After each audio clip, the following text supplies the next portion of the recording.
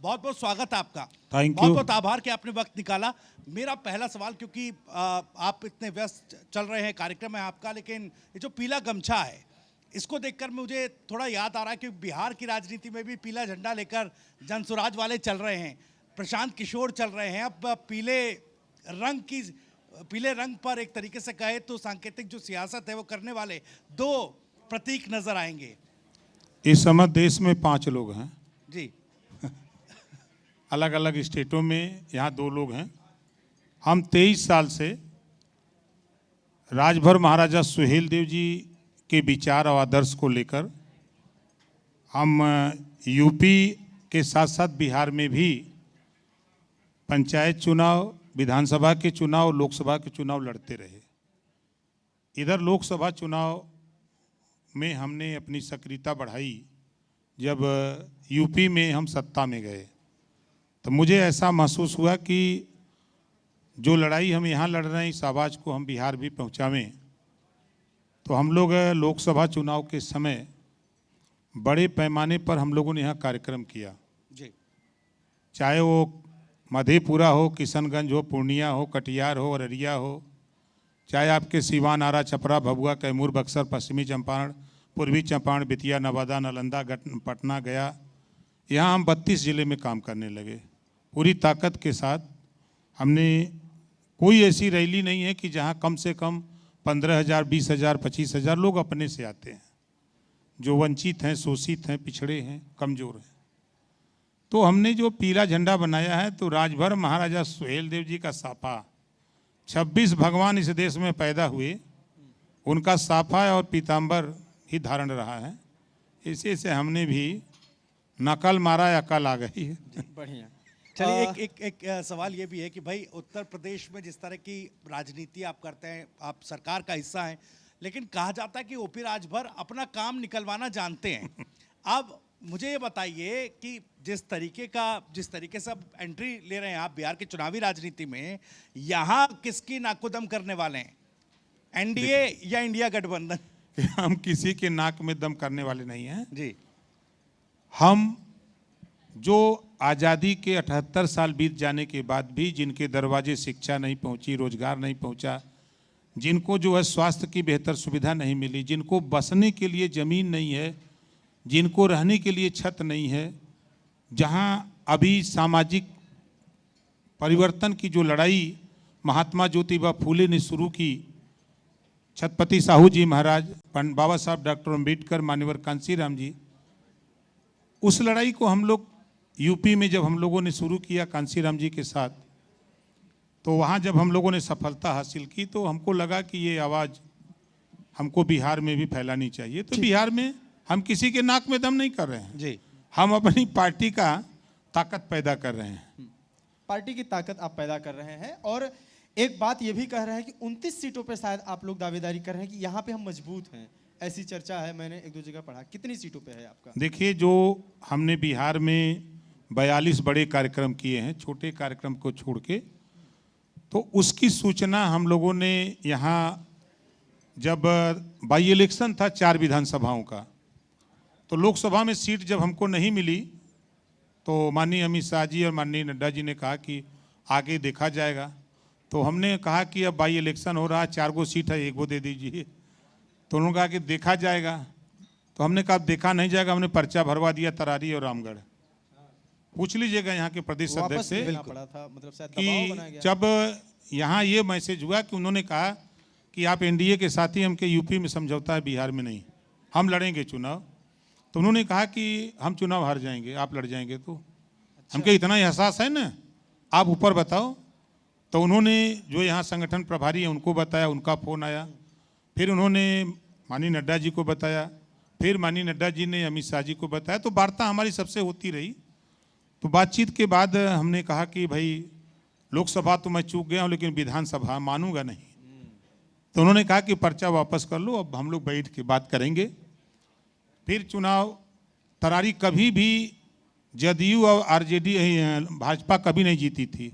गठबंधन के बाद तरारी और रामगढ़ के साथ साथ 4 सीट जीते। जीतने के बाद तो मुझे दिल्ली बुलाया गया। जी, दिल्ली बुलाया गया तो वहाँ पूछा कि भाई कितनी सीट लड़ोगे वहाँ?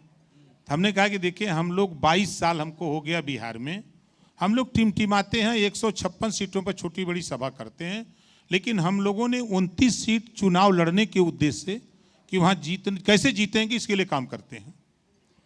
तो उन्होंने कहा कि ठीक है, उसकी सूची हमको उपलब्ध करा दो। तो फिर हम लोग दोबारा गए तो उनको सूची उपलब्ध करा दिए। उन्होंने कहा कि सीट बहुत ज़्यादा है, ज़्यादा लोग हैं, तो हमने कहा कि फिर इसी में से तय करके दे दीजिएगा, हम भी आपका सहयोग करेंगे, हम एनडीए में हम भी हैं और हमारे लोग भी जो यहाँ मेहनत कर रहे हैं, आपके सहारे हम सफल हो जाएंगे, हमारे सहारे आप भी सफल और सफल हो जाएंगे। तो 29 सीटों की सूची मैंने वहाँ भरोसा दिया अमित शाह जी ने या जेपी नड्डा ने, कुछ बात हुई हो कि देखिए मैं आपको बता दूं, मैं यूपी में काफ़ी सक्रिय था जी, और जो वार्ता माननीय अमित शाह जी से, माननीय प्रधानमंत्री जी से, माननीय जेपी नड्डा जी से होती है हमारी, उस पर 100% उतरते हैं खरे। क्योंकि जब मैं यूपी में 22 का चुनाव अलग लड़ा था तो लोगों ने कहा कि ये मंत्री नहीं बन सकते। जब बात वहाँ दिल्ली हुई तो उन्होंने कहा कि सरकार में शामिल होना होगा। हमने कहा नहीं, हम बाहर से आपका सहयोग करेंगे। कहा नहीं, सरकार में शामिल होना। हम कहे ठीक। फिर जैसे होता है ना कि समय होता किसी चीज़ का, तब विपक्ष के लोग कहना कि अब ये इसको मंत्री नहीं बनाएंगे लोग।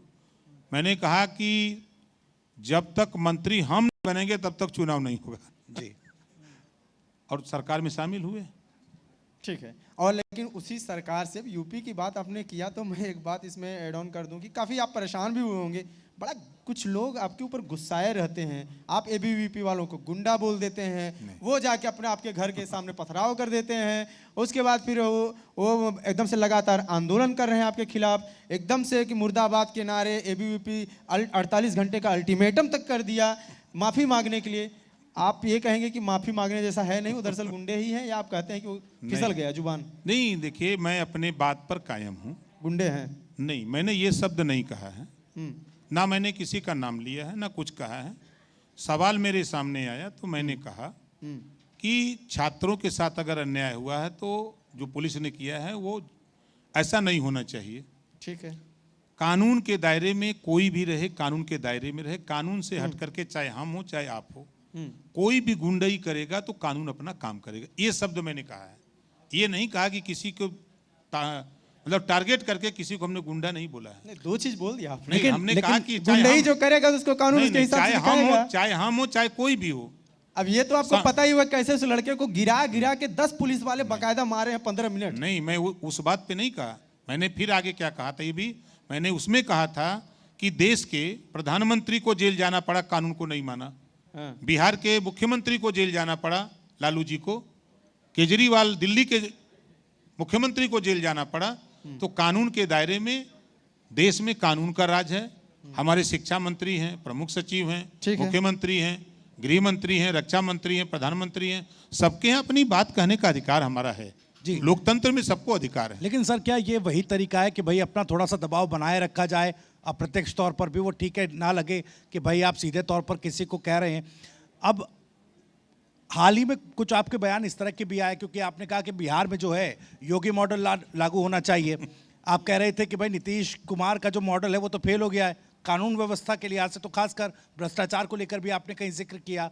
तो क्या मानकर चला जाए कि उत्तर प्रदेश में आप बीजेपी सरकार और उस नेतृत्व की तारीफ कर रहे हैं और नीतीश कुमार को लेकर, उनके मॉडल को लेकर सवाल उठा रहे थे? मौजूदा स्थिति क्या है और क्या एजेंडा है?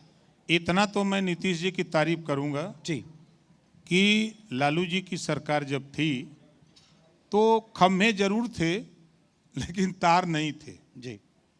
नीतीश जी की सरकार में बिजली गांव तक पहुंची, पक्की सड़कें गांव तक पहुंची हैं। ये दो चीज़ तो मैं कहूँगा। सरकार बनने के बाद जो राष्ट्रीय जनता दल की सरकार में लोग जंगल राज कहते थे, उस जंगल राज पर अंकुश लगाने का काम नीतीश जी ने किया, इसको हम मानते हैं। लेकिन इधर जो अपराध बढ़े थोड़ा सा, उस पर मेरे सामने सवाल जब आया तो मैंने कहा कि यूपी में योगी जी मुख्यमंत्री हैं और उनके सामने जितने भी माफिया पिछली सरकारों में छुट्टा सांड की तरह घूमते थे, आज वो या तो जमीन के अंदर हैं, या तो ऊपर चले गए, या तो जेल के अंदर हैं। और उनके नाम से कोई भी कांपता है कि बुलडोजर न आ जाए। तो बुलडोजर बाबा की सरकार भी कहते हैं कुछ लोग। ये इसी से मैं तो add on इसमें करना इसमें चाह रहा इसमें था कहीं कि- इसमें कहीं थोड़ा सा कमी पेशी बिहार में रह रही है क्या, जिसको आपने पॉइंट आउट किया? देखिए, निश्चित है कि छिटपुट घटनाएं छोड़ दीजिए, जी तो हम जैसे राष्ट्रीय स्तर पे अगर आप देखें तो जो विपक्ष के लोग हैं, आरोप प्रत्यारोप तो होता है, जी लेकिन देश में दंगा और कर्फ्यू पे विराम लगा है। कोई माने चाहे ना माने, मोदी जी के राज में, योगी जी के राज में, एनडीए की सरकार में दंगा करने की हिम्मत कोई नहीं कर पा रहा है। कराने की कोशिश करते हैं, फेल हो जाते हैं, हिम्मत नहीं पड़ रही है। और खास तौर से हम यूपी में बड़े दंगे होते थे जी लेकिन आज सारे दंगे करने वाले लोग देखते हैं कि कहीं उधर से बुलडोजर तो नहीं आ जाएगा। नहीं, वो कहते हैं कि डराते हैं हमको। जैसे आप अल्पसंख्यक कल्याण मंत्री भी हैं यूपी में, और आप पंचायती राज मंत्रालय भी आपके पास है। अब आप कहते हैं कि मदरसों को इसलिए तोड़ा जा रहा है क्योंकि वहाँ पे गलत गतिविधियाँ होती हैं। आप कहते हैं कि बॉर्डर से लोग घुसते हैं मदरसों में, शरण मैं लेते हैं। 100% अपने बयान पे कायम हूँ। प्रयागराज में मदरसे में नोट छापी गई, छापने के समय पकड़े गए। आपके कुशीनगर में नोट छापते हुए मशीन पकड़ी गई। मदरसे बाहर से तो दिख रहा है मदरसे हैं, अंदर होटल बनाया गया है। मदरसे खोले गए हैं शिक्षा देने के लिए, मदरसे नोट छापने के लिए नहीं है, मदरसे के अंदर होटल चलाने के लिए नहीं है। आप बिना अनुमति के मदरसे बना लिए हो किसी की जमीन पर, सरकारी जमीन पर, तो किसकी अनुमति से बनाए हो? और मदरसे बना करके वहां विदेशी लोगों को वहां ठहरा रहे हो, तो मदरसे नहीं तोड़े जाएंगे ऐसे? विदेशी कोई कैसे लोग, आतंकी टाइप के, क्या किस टाइप भाई की अगर गतिविधियां बाहर करते से हैं? लोग आकर के अंदर हुआ रह रहे हैं तो कैसे रह रहे हैं? होटल कैसे बन गया? होटल में क्यों बसाया गया है उनको? आपने होटल की अनुमति ली? आप मदरसे की अनुमति ली? आप बॉर्डर पे बना लेंगे मदरसा कि हम बॉर्डर पे हैं, ये जमीन भारत और पाकिस्तान के, कोई समझ ही नहीं पा रहा कि कहाँ बना रहे हैं।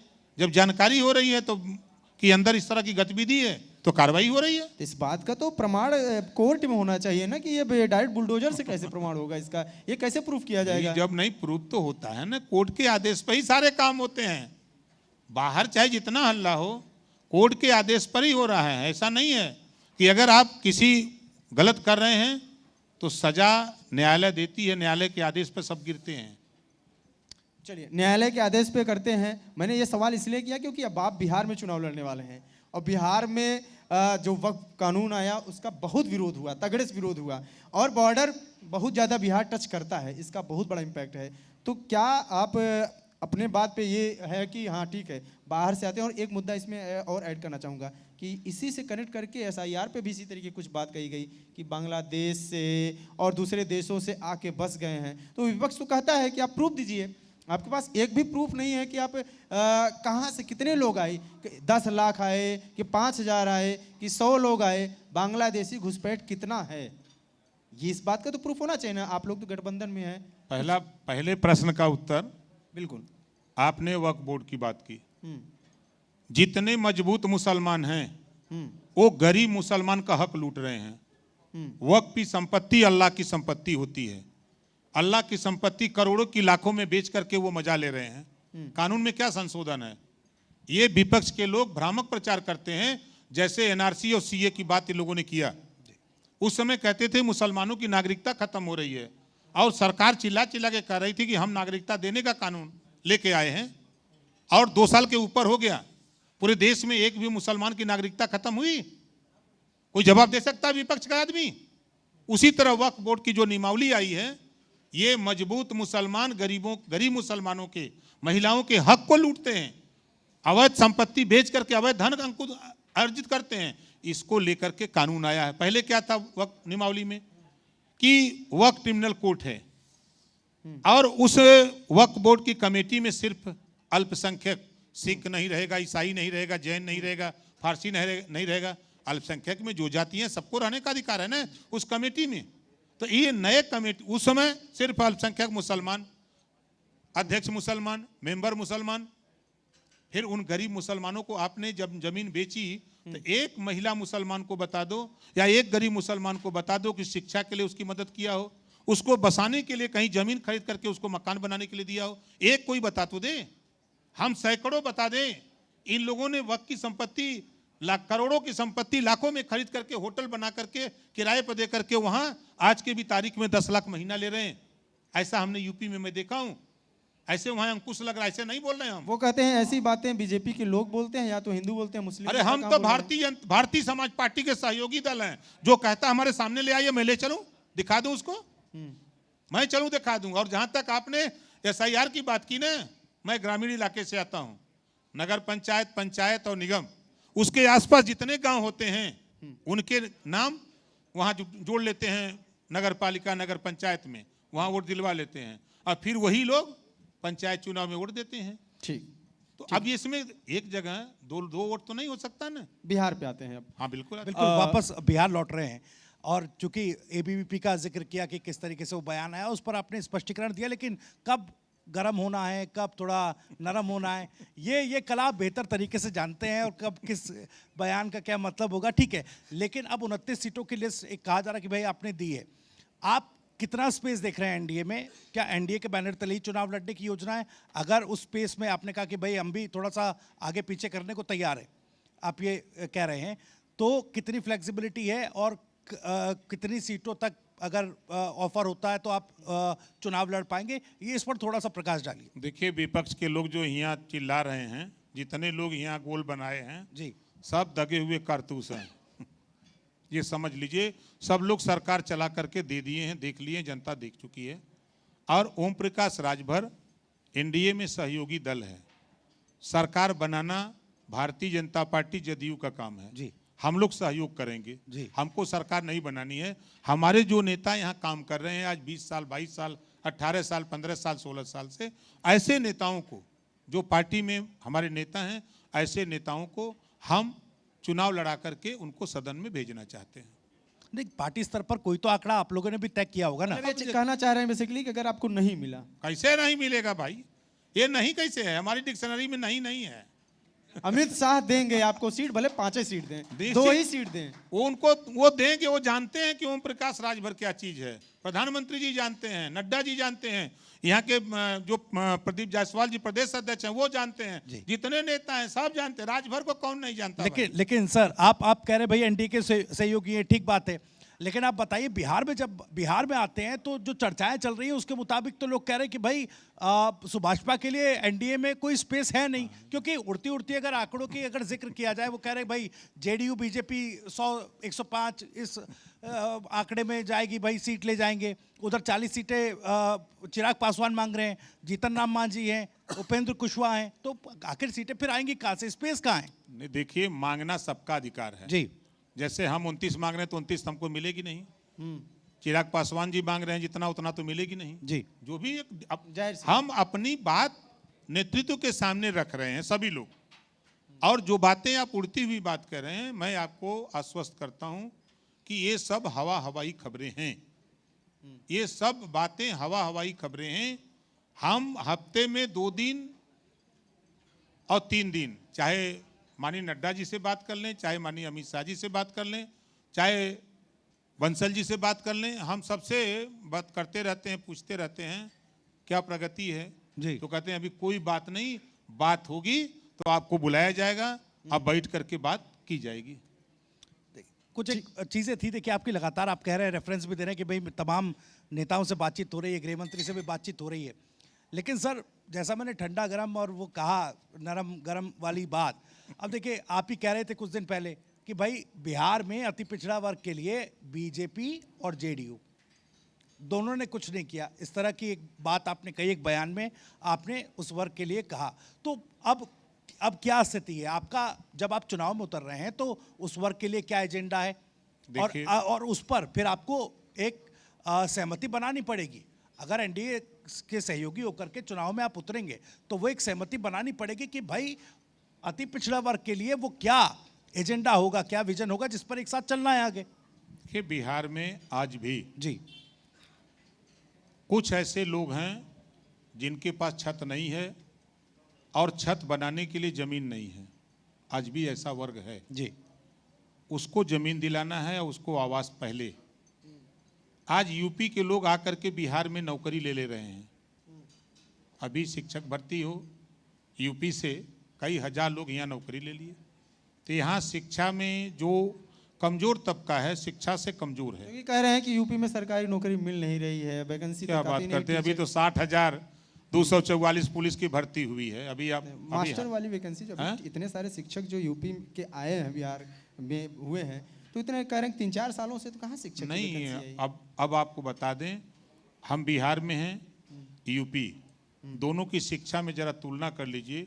यहाँ से बेहतर शिक्षा अगर वहाँ नहीं होती तो वहाँ के लोग यहाँ आकर के शिक्षक नहीं बनते। यहाँ के लोगों को अगर शिक्षा बेहतर मिले तो ये यही नौकरी करते, वो यहाँ नहीं हिस्सा लेने आते। फिर तो तेजस्वी यादव के आरोप सही है किस क्या आरोप है कि 2005 से लेकर 2025 तक सरकार हो के? नहीं, गया। सरकार किसकी थी? नीतीश इन की? लोगों को शिक्षा देने की जिम्मेदारी किसकी थी? नीतीश की, है? नीतीश कुमार की। उसके पहले कौन था? अरे तो 15 साल तो हुआ, वही 20 साल सर, अरे लंबा समय होता है भैया मेरे, वही राहुल जी तो बोल रहे हैं कि 60 साल सरकार उनकी थी। और कह रहे हैं कि पिछड़े दलित को हिस्सा नहीं मिला। जी, वही ना बोल रहे हैं, 60 साल उनकी सरकार, देश में और प्रदेश में सरकार, और वो कह रहे हैं कि पिछड़े दलित अल्पसंख्यक को हिस्सा नहीं मिला। कौन नहीं दिया?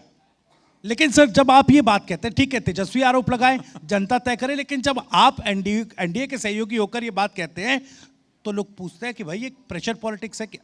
नहीं, देखिए हम आपको बता दें जी, कोई भी विपक्ष कोई मानने को तैयार नहीं था कि देश में जातिवार जनगणना होगी, कोई मानने को तैयार नहीं था।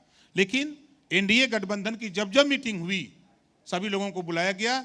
जब हमारा नंबर आता था, वहां हमसे पूछा जाता था, तो हमारा पहला प्रश्न होता था कि जातियों की गिनती होनी चाहिए। आजादी के बाद जातियों की गिनती नहीं हो पाई, कोई मानने को तैयार नहीं था। लेकिन हम तो धन्यवाद देते हैं कि उस समय नीतीश जी एनडीए में नहीं थे, लेकिन उन्होंने जातिवार जनगणना चाहे सही कराया, चाहे आरोप लगा, लेकिन उन्हें करा के दिखाया।